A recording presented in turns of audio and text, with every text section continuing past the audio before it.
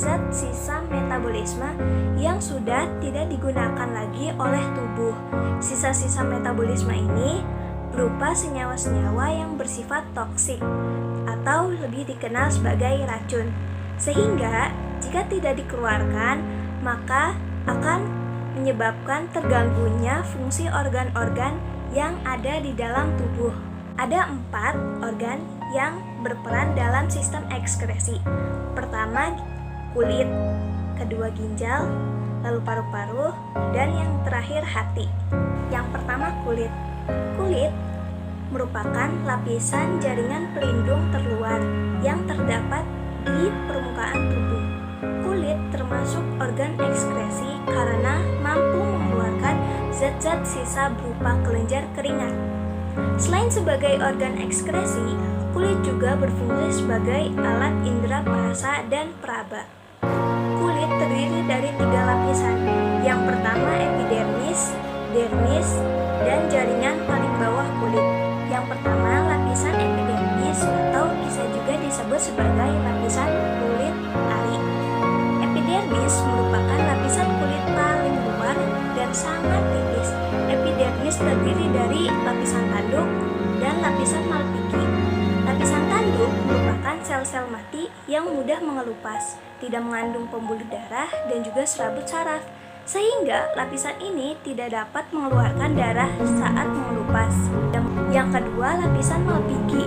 Lapisan malpighi merupakan lapisan yang terdapat paling bawah lapisan tanduk, yang tersusun dari sel-sel hidup yang memiliki kemampuan untuk membelah diri.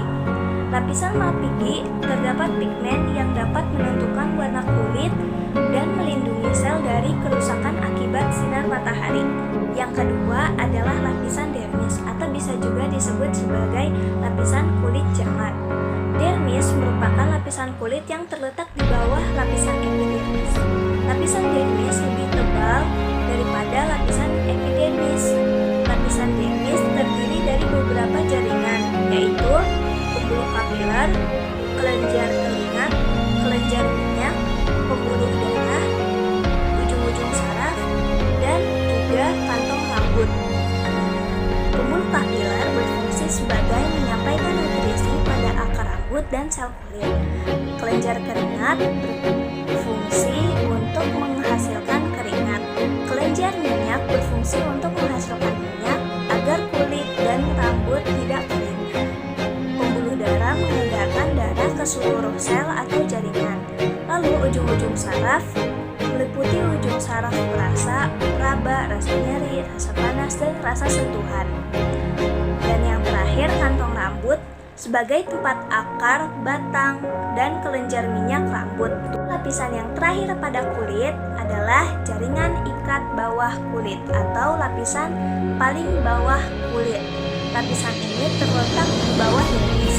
Di antara lapisan jaring ikat bawah kulit dengan dermis dibatasi oleh sel lemak, dan lemak ini berfungsi untuk melindungi tubuh dari benturan sebagai sumber energi dan penahan suhu tubuh. Organ yang kedua adalah ginjal. Ginjal merupakan komponen utama penyusun sistem ekskresi manusia, yaitu urin. Manusia memiliki sepasang ginjal berukuran 10 cm. Letak ginjal di rongga perut sebelah kiri dan kanan ruas-ruas tulang pinggang. Ginjal berfungsi untuk menyaring zat-zat sisa metabolisme dari dalam darah, mempertahankan keseimbangan cairan tubuh, mengekskresikan gula darah yang melebihi kadar normal, dan mengatur keseimbangan kadar asam, basa, dan garam di dalam tubuh. Secara umum, ginjal terdiri atas 3 bagian. Yang pertama adalah kulit ginjal. Bagian ini adalah bagian terluar ginjal yang biasa disebut cortex renalis. Bagian ini berfungsi untuk menyaring darah. Lalu yang kedua adalah sumsum ginjal. Bagian ini adalah bagian tengah ginjal yang biasa disebut medula, berfungsi sebagai tempat berkumpulnya pembuluh-pembuluh halus yang mengalirkan urin ke saluran yang lebih besar. Proses yang terjadi adalah proses reabsorpsi dan augmentasi. Yang ketiga adalah rongga ginjal. Bagian ini adalah bagian paling dalam, biasa disebut pelvis renalis. Bagian ini berfungsi untuk menampung urin sementara sebelum dikeluarkan melalui ureter.